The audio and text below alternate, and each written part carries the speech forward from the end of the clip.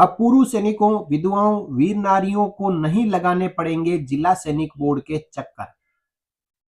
एक बड़ा आदेश जारी हुआ है सेना मुख्यालय का, और इस आदेश का फायदा अब पूर्व सैनिक, विडोज, वीर नारी, वीर माताएं सब उठा सकते हैं। जय हिंद, नमस्कार दोस्तों, आप सभी का एक बार फिर स्वागत है। दोस्तों, एक पूर्व सैनिक हो या फिर फैमिली पेंशनर हो या उनके डिपेंडेंट्स हो, उनके डॉक्यूमेंट में कोई सुधार करवाना हो या फिर पेंशन कोई कम आ रही हो, पेंशन नहीं आ रही हो, तो इसको लेकर अक्सर उनको जिला सैनिक बोर्ड में जाना पड़ता है। अब जरूरी नहीं हो कि जिस जिले में जिला सैनिक बोर्ड हो उसी में वो सैनिक, पूर्व सैनिक या फैमिली पेंशनर रह रहा हो सकता है कि उनको 150-200 किलोमीटर दूर जाना पड़ता हो। इसके लिए आने जाने का खर्चा लगता है, पूरा दिन बर्बाद हो जाता है, और ये भी गारंटी नहीं है कि काम होगा। अब इस समस्या को दूर करने के लिए सेना मुख्यालय ने एक शानदार पहल की है, जिसका फायदा सभी वेटरन फेटर्निटी को मिलेगा। तो आइए समझते हैं। एक आदेश निकला है सेना मुख्यालय का 6 जनवरी 2026 को, और ये आदेश आप देख पा रहे हैं अपनी स्क्रीन पे। इस आदेश की कॉपी सभी कमांड हेडक्वार्टर्स और रिकॉर्ड ऑफिस को जारी कर दी गई है, और ये आदेश जुड़ा हुआ है verification of documents for publication of non effective part 2 orders. Part orders के बारे में आप सबको पता है।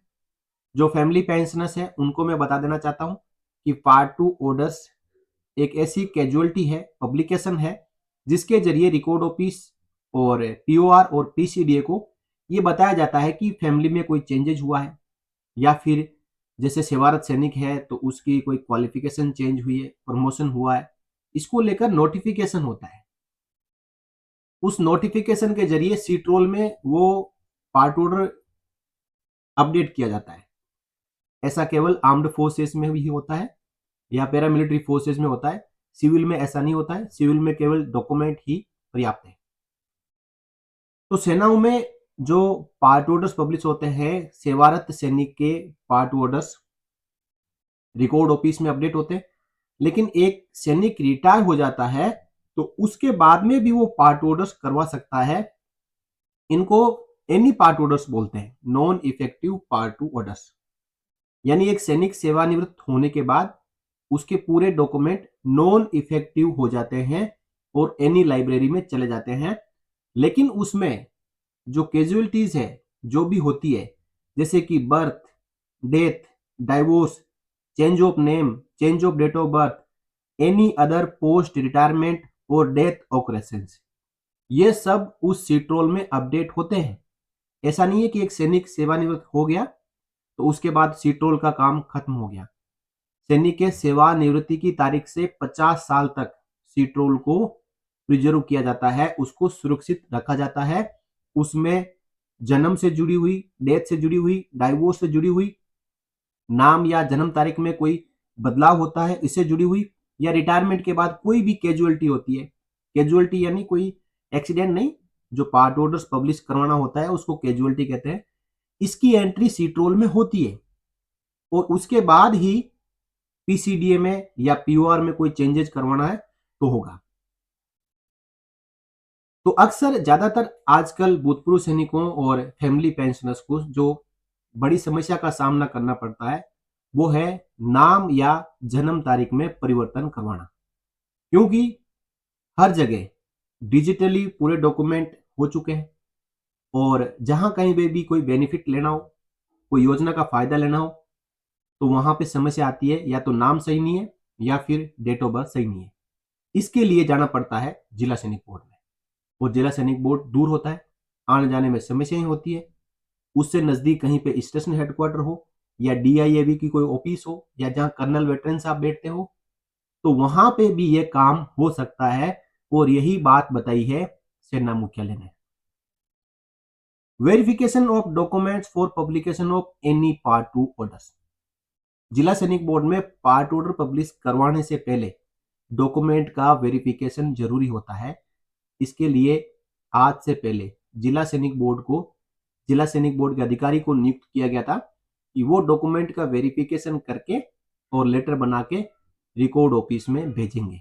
लेकिन अब इसमें बदलाव हो चुका है, आप आपके नजदीक के कार्यालय में जाके भी इनका वेरिफिकेशन करवा के birth, death, divorce, date of birth, नाम चेंज या कोई दूसरा पार्ट ऑर्डर करवाना चाहते हैं करवा सकते हैं। देखिए 27 जनवरी 2014 का एक लेटर है, इसके बाद 11 दिसंबर 2024 का भी एक लेटर है सेना मुख्यालय का। इन दोनों लेटर्स के यहाँ पे रेफरेंस दिए हुए हैं। As per existing procedure applications for publication of following occurrences in respect of ex serviceman, वीर नारीज and widows are routed through DSWOs and ZSOS for scrutiny and verification of the required documents and subsequently processed to record offices for action। यानी मौजूदा procedure के अनुसार x serviceman, वीर नारीज और widows को कोई एनी सीरीज का पार्ट ऑर्डर पब्लिश करवाना होता है तो ये applications district soldier welfare offices या जिला सैनिक ऑफिसर्स के थ्रू रिकॉर्ड ऑफिस को भेजना होता है, जिसमें कौन कौन सी मैंने आपको पहले ही बता दिया है। सेवानिवृत्ति के बाद में भी बच्चे का जन्म होता है तो उसको बर्थ को लेकर, या फिर सेवारत रहते किसी डिपेंडेंट का, बच्चों का बर्थ का पार्ट ऑर्डर नहीं करवाया तो रिटायरमेंट के बाद में भी हो सकता है, और डेथ का, डाइवोर्स का, नाम या जन्म तारीख में बदलाव का, या कोई दूसरी पोस्ट रिटायरमेंट और डेथ अकरेंसेस है तो इनका पार्ट ऑर्डर जिला सैनिक बोर्ड के जरिए एप्लीकेशन भिजवाने पर ही होता है। ये तो है मौजूदा नियम। अब क्या किया, as directorate of Indian army veteran, भूतपूर्व सैनिकों के लिए एक डायरेक्टरेट खुला हुआ है DIAV, is now well established and has a mandated charter of outreach to ex-servicemen।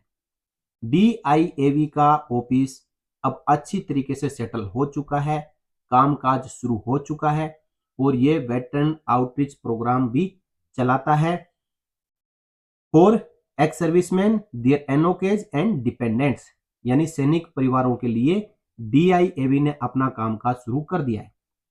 It has been decided by the competent authority that in addition to Jila Sainik Board, the authority for verifying, attesting, processing the documents as per para 2 above in respect of ex-servicemen, veeraries and widows is also delegated to Colonel Veterans।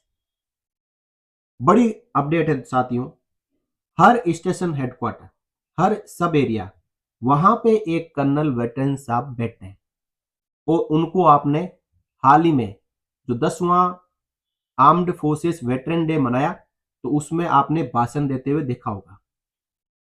Colonel veteran साहब का काम होता है कि भूतपूर्व सैनिकों, उनके परिवार वालों, वीर नारियों, विडोज के कल्याण के बारे में पूरी जो योजनाएं हैं, पूरे कामकाज है वो देखें। तो अब DIAV के अंडर में ये कर्नल वेटरन साहब आते हैं। देश भर में जितने भी स्टेशन हेडक्वार्टर है, सब एरिया है, वहां पे कर्नल वेटरन की ऑफिस होती है और इस ऑफिस में एक कर्नल साहब बैठते हैं। तो आज के बाद आपके पास में जिला सैनिक बोर्ड नजदीक है तो आप जिला सैनिक बोर्ड में जाएं, जिला सैनिक दूर है जिला सैनिक बोर्ड और उससे नजदीक स्टेशन हेडक्वार्टर सब एरिया है या कर्नल वेटरन साहब की ऑफिस है तो आप वहां पे जाके भी ये जो काम बताए गए हैं वो काम आप करवा सकते हो। इसके लिए अब आपको हर बार जिला सैनिक बोर्ड में जाने की आवश्यकता नहीं है। कर्नल वेटरन साहब को ऑथराइज कर दिया गया है कि वो आपके बर्थ, डेथ, डाइवोर्स, नाम और जन्म तारीख में बदलाव करवाएंगे, इनके पार्ट ऑर्डर्स करवाएंगे या और भी कोई पार्ट ऑर्डर है तो वो ये पार्ट ऑर्डर अब करवाएंगे। तो ये अब आपके डॉक्यूमेंट को वेरीफाई कर सकते हैं, उनको अटेस्ट कर सकते हैं और आपके केस को आपके रिकॉर्ड ऑफिस में प्रोसेस कर सकते हैं। तो आप समझ गए, अब आपके पास में बहुत सारे ऑफिस हो गए जिनके जरिए आप रिकॉर्ड ऑफिस के साथ में पत्राचार करवा सकते हैं।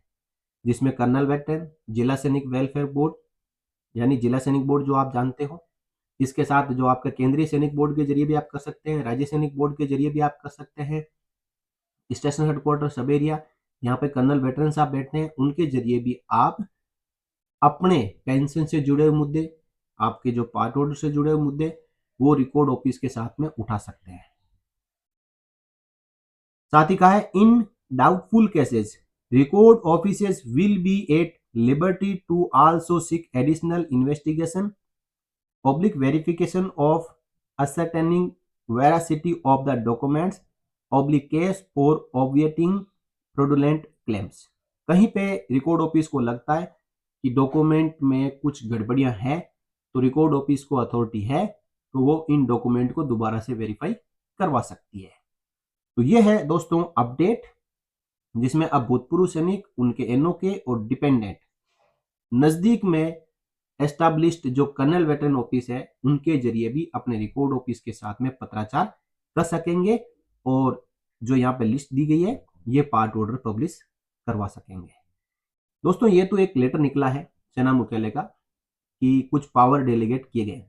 इसके अलावा भी आपकी पेंशन में कोई भी किसी प्रकार की रुकावट है, समस्या आ रही है, तो आप कर्नल वेटरन साहब के पास में जा सकते हैं, आपकी पक्की मदद होगी। तो इसकी कॉपी जो आप देख पा रहे हैं सीजीडीए को गई है, पीसीडीए पेंशन प्रयागराज को गई है, एडीजी पीएस एजी ब्रांच को गई है, और directorate of Indian army veteran को भेजी जा चुकी है, जहां पे आपका काम होना है। और ये लेटर निकला है MP 8 IOFR, जहां पे जेसीओ और जवानों के पार्ट ऑर्डर से जुड़े हुए जो मुद्दे हैं वो वहां पे देखे जाते हैं। तो ये थी अपडेट सैनिकों, पूर्व सैनिकों, वीर नारियों, विधवाओं के लिए। तो बहुत ही अच्छी जानकारी है। इस जानकारी को आप अपने सभी यूनिट के ग्रुप में शेयर करें, भूतपूर्व सैनिकों के ग्रुप में शेयर करें, ताकि अब उनको अपने काम करवाने के लिए दूर जिला सैनिक बोर्ड जाने की आवश्यकता नहीं है। अपने नज़दीक में जो भी ऑफिस है, कर्नल वेटरन साहब का ऑफिस है या फिर जिला सैनिक बोर्ड का ऑफिस है, वहां पे अपना काम करवा सकते हैं।